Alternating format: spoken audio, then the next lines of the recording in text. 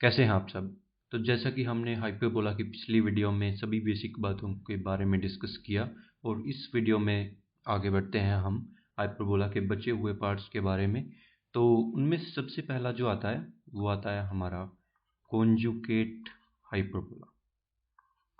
Conjugate hyperbola, ठीक है।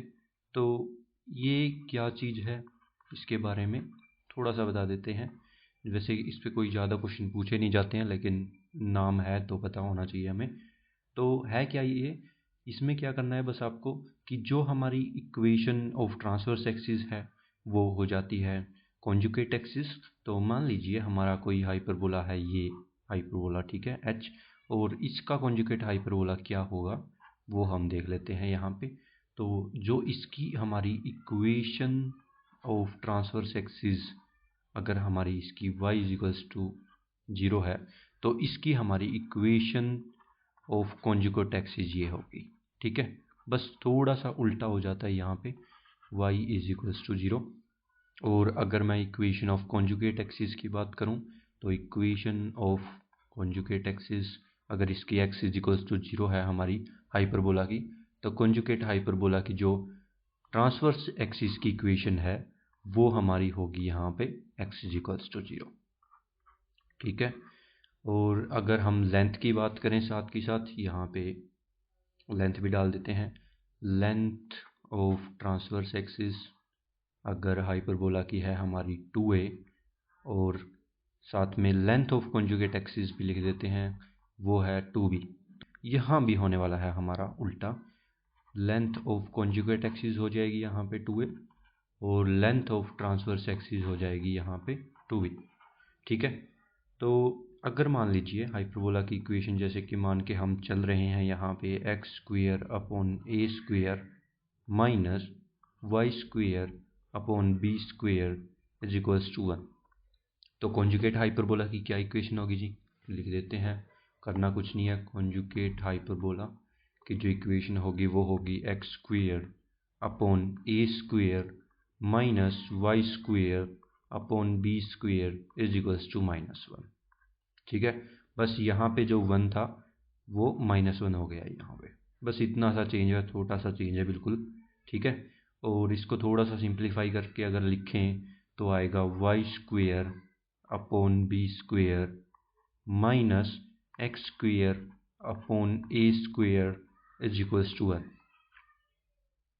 वैसे तो ये हमारी वर्टिकल हाइपरबोला जैसी थोड़ी सी इक्वेशन आ रही है, लेकिन वर्टिकल में क्या होता था, यहाँ पे स्क्वायर होता था वाई के नीचे, ठीक है। बस इतना सा डिफरेंस है, थोड़ा सा ध्यान हम रखेंगे, समझ में आ जाएगा कि ये हमारा हाइपरबोला का कॉन्जुगेट हाइपरबोला है। अब इसमें जो 3 हमारी बातें होती हैं वो डिस्कस कर लेते हैं। पहली बात क्या है जो आपको ध्यान रखनी है, वो है कि ये दोनों के दोनों कॉन्सेंट्रिक हैं, तो लिख देते हैं यहाँ पे कॉन्सेंट्रिक, ठीक है जी, लिख दिया।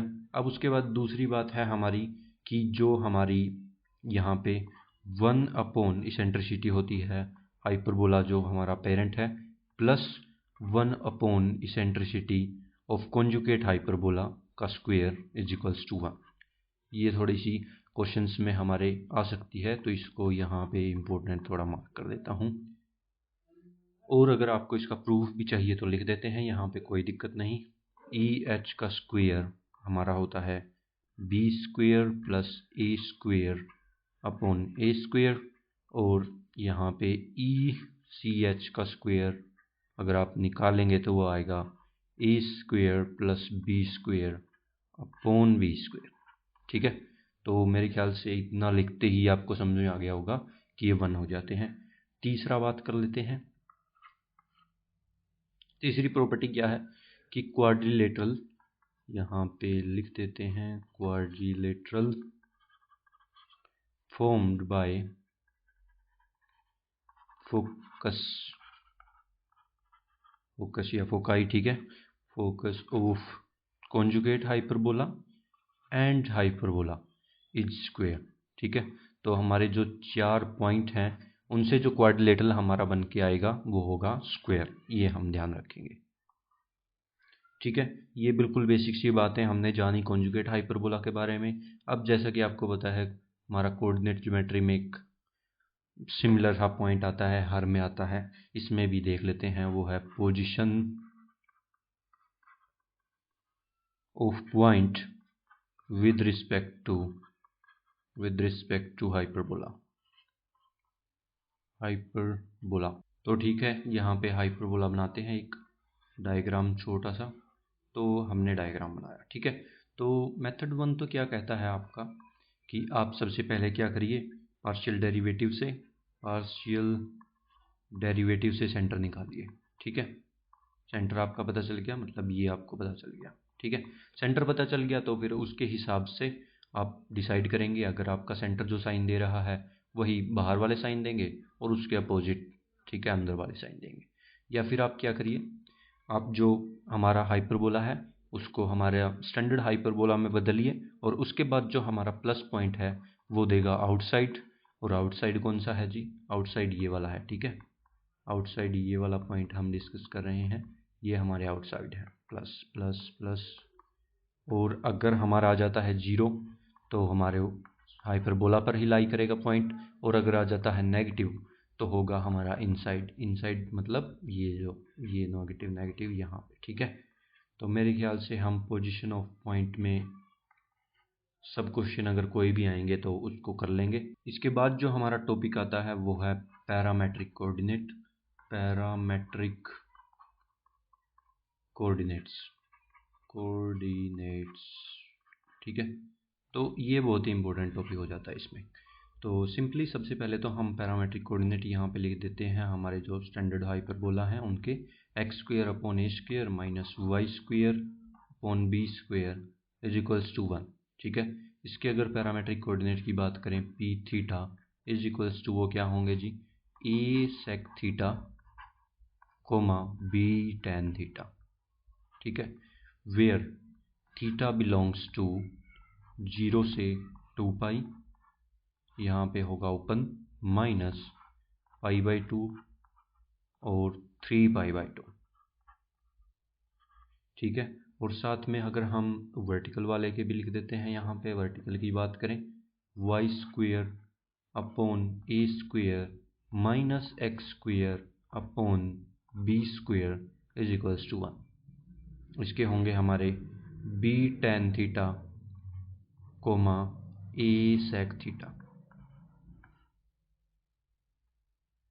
और जैसा कि हमने डिस्कस किया था इलिप्स में, मेरे ख्याल से थीटा के बारे में हमने अच्छे से डिस्कस किया था, ऑक्सिलरी सर्कल के बारे में। ऑक्सिलरी सर्कल की डेफिनेशन फिर से बोल देता हूँ, circle described as transverse axis as diameter, ठीक है।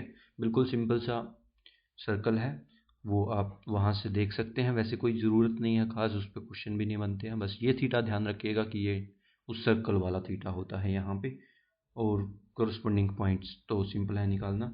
अब बात करते हैं हमारा जो इम्पोर्टेंट टॉपिक आता है जिस पे ज़्यादातर क्वेश्चन बनते हैं, 90%, टेंजेंट, ठीक है।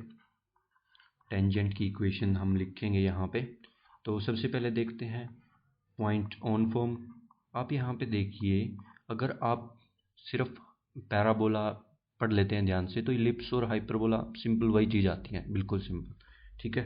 तो पॉइंट ऑन फॉर्म बिल्कुल सिंपल है, t = 0 यहाँ पे लगाएंगे, t = 0 लिख देता हूँ, x(1) / a² - y(1) / b² = 1। अब अगर पैरामेट्रिक में बात करें तो पैरामेट्रिक में आपको बस थीटा दिया होगा, मतलब एंगल दिया होगा, पैरामेट्रिक फॉर्म, और हम बस डायरेक्ट x1 की जगह उस, मतलब यहाँ पे जो हमने अभी देखा, x1 की जगह हम रखेंगे a sec थीटा और y1 की जगह रखेंगे b tan थीटा। तो इक्वेशन हमारी आ जाएगी simply x sec theta upon a minus y tan theta upon b = 1। और अगर हमें निकालना हो यहाँ पे एक छोटी सी इक्वेशन एज अ क्वेश्चन, लेकिन हम याद रखते हैं उसको, equation of code joining 2 points, और पॉइंट्स क्या हैं आपके, θ1 एंड θ2, ठीक है। इनकी इक्वेशन निकालनी है हमें। तो सबसे पहले ये दिखा देते हैं आपको, थोड़ा सा विजुलाइज करिएगा कि इक्वेशन कैसे लिखेंगे। तो कोड की इक्वेशन लिखनी है हमें सिंपली, पॉइंट्स पता है तो 2 पॉइंट पता है, तो 2 पॉइंट फॉर्म से हम किसी भी लाइन की इक्वेशन लिख सकते हैं। तो वही हम लिखेंगे और उसको थोड़ा सा सिंप्लीफाई करके हम याद रखेंगे। और याद कैसे रखेंगे, वो है एक्स कोस, बिल्कुल सिमेट्रिक सी इक्वेशन आती है निकल के, θ1 माइनस θ2। सिर्फ ट्रिग्नोमेट्री के फॉर्मूलों का यहाँ पे खेल है, इससे ज़्यादा कुछ नहीं है, ठीक है। ए कोस θ1 नीचे प्लस आ जाएगा बस, θ2 divided by 2 minus Y sine θ1 plus θ2 divided by 2 upon यहाँ पे आएगा B cos θ1 plus θ2 divided by 2 is equals to 1। तो यहाँ पे नीचे दोनों में सेम है, ए और बी का फर्क है बस, ऊपर कोस और साइन, ठीक है। तो बस यहाँ पे माइनस, यहाँ पे प्लस। इसका थोड़ा सा इक्वेशन ये ध्यान रखेंगे, जैसे कि हमने इलिप्स में पढ़ा, इक्वेशन है तो पॉइंट भी देखेंगे, तो पॉइंट भी यहाँ पे लिख देते हैं। Intersection point of tangents drawn at θ1 and θ2, ठीक है।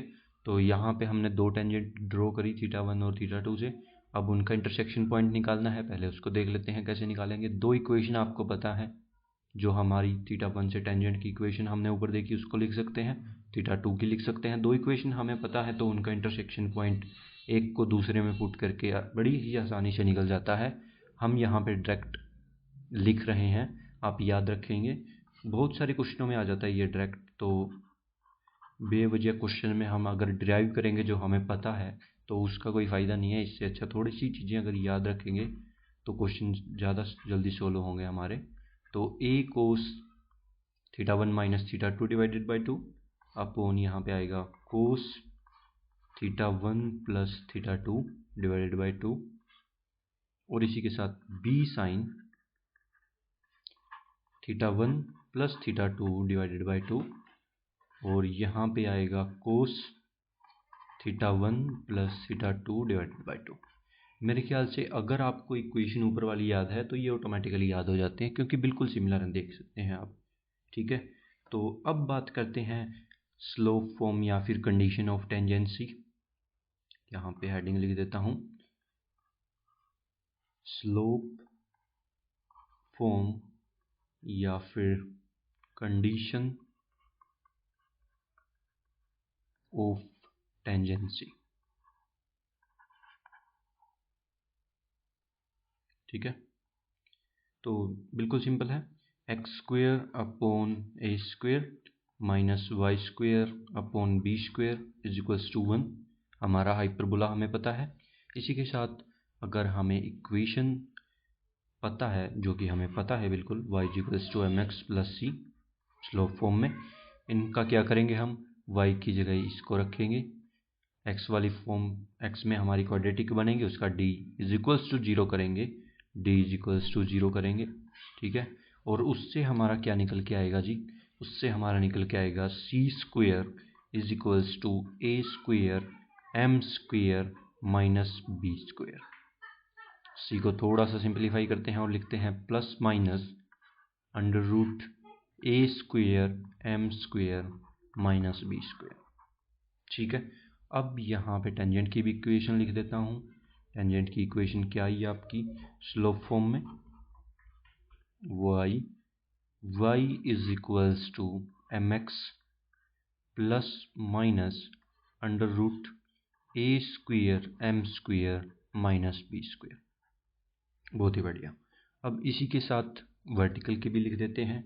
वर्टिकल में क्या होगा, Y square upon A square minus x square upon B square is equals to 1, और हमें इक्वेशन पता होगी लाइन की, y is equals to M x plus C, ठीक है। तो यहाँ पे सोल्व करेंगे और यहाँ पे हमारा निकल के आता है y is equals to M x plus minus under root, थोड़ा सा बिल्कुल चेंज है बस, A square minus B square M square, ठीक है। तो यहाँ की बजाय m यहाँ शिफ्ट हो जाता है इस इक्वेशन में, तो ये हमारी वर्टिकल के लिए है, वर्टिकल हाइपरबोला। ठीक है, यहाँ पे लिख देता हूँ वर्टिकल हाइपरबोला की टेंजेंट की इक्वेशन स्लोप फॉर्म में ये होती है। बिल्कुल सिंपल है, हम याद रखेंगे। थोड़ी सी भी गड़बड़ हो जाती है तो हमारा आंसर मैच नहीं करेगा, वो भी हमारा ऑप्शन में होगा जो हमारा आंसर निकल के आएगा अगर हम गलत करेंगे। तो प्लीज़ यहाँ पे थोड़ा सा ध्यान रखिएगा कि m का थोड़ा सा बस ध्यान रखना है, उसको ध्यान रखिएगा। ठीक है, अब यहाँ पे एक और चीज़ हम डिस्कस करते हैं। जैसा कि हमने पढ़ा था इलिप्स में कि हमारी एक स्लोप के लिए दो पैरेलल टेंजेंट्स होती हैं, लेकिन यहाँ पे थोड़ा सा गड़बड़ा जाता है मामला, तो यहाँ पे उसको डिस्कस कर लेते हैं। इम्पोर्टेंट चीज़ है, ध्यान रखिएगा आप। अगर अच्छा क्वेश्चन बनेगा तो इससे बन सकता है, और यहीं से हमारा एसिम्प्टोट का जो कंसेप्ट है वो भी निकल के आता है। तो ये क्या है कि जो हमारी अंदर वाली टर्म है A square M square minus B square greater than 0 अगर होगी हमारी, ठीक है, तो हमारी जो m की वैल्यू है वो निकल के आएगी m belongs to minus infinity से माइनस बी बाई ए, यहाँ पे होगा ओपन, यूनियन b बाई ए से यहाँ पे होगा इन्फिनिटी, ओपन ओपन। ठीक है, तो इनके लिए हमारी होंगी दो पैरेलल टेंजेंट्स, इन m की वैल्यूज के लिए होंगी दो पैरेलल टेंजेंट्स। ठीक है, अब सेकंड केस आता है जहाँ पे हमारा A square M square minus B square is equals to 0 हो जाएगा। तो वहाँ पे हमारी m की वैल्यू जो निकल के आएंगी वो आएंगी माइनस बी बाई ए, और जो दूसरी यहाँ पे थोड़ा सा ब्रैकेट गड़बड़, माइनस बी बाई ए और बी बाई ए। ठीक है, दो वैल्यू हमारी निकल के आई, और इनके लिए हमारी होंगी एक ही टेंजेंट। ठीक है, जिसको हम कहते हैं एसिम्प्टोट्स। और ये क्या है जी, एसिम्प्टोट किसे कहते हैं? जो हमारे कर्व को इन्फिनिटी पे टच करें, वो हमारी टेंजेंट्स जो हैं उनको हम एसिम्प्टोट्स कहते हैं। इसके बारे में अच्छे से डिस्कस करेंगे, लेकिन अगली वीडियो में डिस्कस करेंगे। अगर इसी में डिस्कस करने लग गए तो थोड़ी लंबी हो जाएगी वीडियो, तो अगली वीडियो में हम एसिम्प्टोट्स के बारे में अच्छे से डिस्कस करेंगे, तो उस वीडियो को मिस मत करिएगा। अगर कोई अच्छा क्वेश्चन बनेगा तो इसी से बनेगा। और लास्टली थर्ड पॉइंट भी डिस्कस करते हैं इसी के साथ। थर्ड पॉइंट क्या है? A square M square minus B square अगर हमारा हो जाता है यहाँ पे नेगेटिव, तो m की वैल्यू हमारी है m belongs to minus B by ए से b बाई ए। ठीक है, ये बीच का इंटरवल है थोड़ा सा, इसमें हमारी नो सच टेंजेंट्स पॉसिबल। तो डायरेक्ट यहाँ पे क्वेश्चन भी आ सकते हैं कि जैसे एक एग्जांपल लेते हैं, यहाँ पे छोटा सा एग्जांपल क्या है जी, एग्जांपल देख लेते हैं। एग्जांपल है कि हमें हाइपरबोला दिया हुआ है x square upon 49 minus y square upon 36 is equals to 1, और इसी के साथ हमें गिवन है एक लाइन की equation 2y is equals to x plus 5, और हमें बताना है कि यहाँ पे दो पैरेलल टेंजेंट होंगी या फिर एसिम्प्टोट, जो भी है हमें फाइंड आउट करके बताना है कि क्या कुछ टेंजेंट्स का स्कोप यहाँ पे रहेगा। तो हमें जैसे कि पता है, आप यहाँ पे वीडियो को पॉज कर सकते हैं, अपना कॉपी पेन लीजिए और सोल्व करने की कोशिश करिए, और फिर अपना आंसर चेक करिएगा। लेकिन कॉपी पेन की भी यहाँ पे ज़रूरत नहीं है अगर देखा जाए, क्योंकि हमें क्या निकालना है, A square M square minus B square, यही तो हमें चेक करना है बस। इसकी वैल्यू क्या होगी, तो यहाँ से रखा हमने 49, और m की वैल्यू अगर यहाँ पे देखें हम, m की वैल्यू है हमारी हाफ, तो ये हो जाएगा डिवाइडेड बाय 4, और माइनस होगा 36, तो ये हमें पता है ये वैल्यू है हमारी नेगेटिव, तो यहाँ पे हमारी कोई भी टेंजेंट पॉसिबल नहीं होगी। ठीक है, ये बड़ा ही आसान सा क्वेश्चन था हमारा। इसके बाद डिस्कस करते हैं हम डायरेक्टर सर्कल के बारे में, डायरेक्टर सर्कल। ठीक है, सर्कल यहाँ पे लिख देते हैं हेडिंग। तो डायरेक्टर सर्कल जैसे कि हमने इलिप्स में पढ़ा था, इलिप्स में क्यों पढ़ा था, मैं बार बार ये शब्द यूज़ कर रहा हूँ क्योंकि हमने वहाँ पे डिस्कस की हैं चीज़ें। अगर आपको इनके बारे में नहीं अगर आपको पता है तो वहाँ पे आप चेक कर सकते हैं। वैसे कोई ज़्यादा मुश्किल नहीं है, जो मैं यहाँ पे बता रहा हूँ वो भी सफिशिएंट है अगर आपको पता हो इतना भी। तो क्या है, locus of intersection of perpendicular tangents. ठीक है, तो ये सिंपल सी डेफिनेशन है डायरेक्टर सर्कल की, कुछ भी नहीं है इससे ज़्यादा। तो यहाँ पे वैसे मैं बना के फिगर आपको समझा भी देता हूँ। ये मैंने हाइपरबोला यहाँ पे बनाया, और इसी के साथ जैसे कि हमने यहाँ पे कोई टेंजेंट ड्रॉ करी और ऐसे ही यहाँ पे कोई टेंजेंट ड्रॉ करी, तो ये जो हमारा परपेंडिकुलर है ये हमारा होगा, इसका जो लोकस होगा वो हमारा होगा डायरेक्टर सर्कल। ठीक है, H, K। बिल्कुल प्रूफ से हमने इक्वेशन निकाली थी इलिप्स में। तो यहाँ पे मैं सिर्फ कंसेप्ट बता देता हूँ। m1 m2 is equals to -1 है हमारे पास, और जो हमने इक्वेशन टेंजेंसी के ऊपर पढ़ी उसमें इसको अप्लाई करना है।